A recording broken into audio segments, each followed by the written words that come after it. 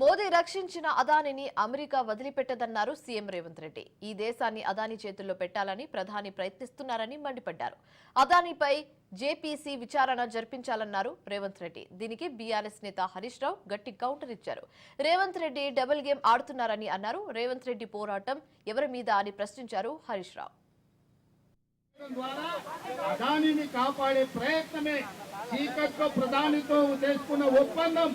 ఢిల్లీకెళ్లి BJP పెద్దల కాళ్ళు మొక్కి అరెస్ట్ నుంచి తప్పించుకోవడానికి ఇవాళ బీఆర్ఎస్ బీజేపీకి లొంగిపోయింది. దాంట్లో భాగంగానే అదాని అవినీతి మీద ఇవాళ బీఆర్ఎస్ వాళ్ళు మాట్లాడతలేదు. అందుకే ఇవాళ ఈ వేదిక మీద నుంచి చంద్రశేఖరరావు గారిని, హరీష్ రావు గారిని, తారక రామారావు గారిని, కల్వకుంట్ల కవితను నేను అడుగుతున్నా, మీరు ఎవరి వైపు? మీరు ప్రజల వైపా లేకపోతే అదాని ప్రధాని వైపా? ఈ రోజు పార్లమెంట్ లో మీ విధానం ఏంటి? రేపు శాసనసభలో మీరు అదానిని అరెస్ట్ చేయమంటారా వద్దంటారా చెప్పండి. అది చెప్పరు. ఎందుకంటే అదానికి వ్యతిరేకంగా మాట్లాడితే నరేంద్ర మోడీ ప్రధాని వీళ్ళని జైల్లో వెళ్తాడనే భయంతో ఈ రోజు బీఆర్ఎస్ వాళ్ళు లొంగిపోయినరు.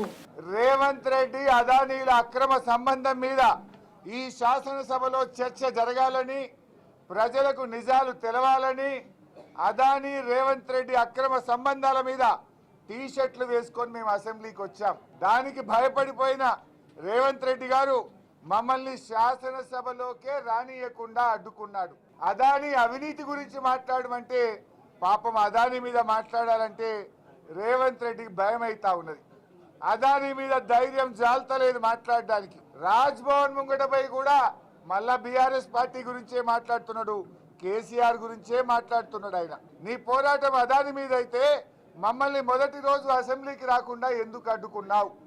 అసెంబ్లీలో చర్చ చేయాలి, అదాని రేవంత్ రెడ్డి అక్రమ సంబంధాలు బయటపడాలనే మేము మొదటి రోజు వచ్చాం. నువ్వు చేసిన ధర్నా నిజమైతే, నువ్వు రాహుల్ గాంధీ గారు ఇచ్చిన అదాని మీద పోరాటం నిజమైతే వెంటనే ఈ అగ్రిమెంట్లన్నీ రద్దు చేయాలని బీఆర్ఎస్ పార్టీ డిమాండ్ చేస్తా ఉంది.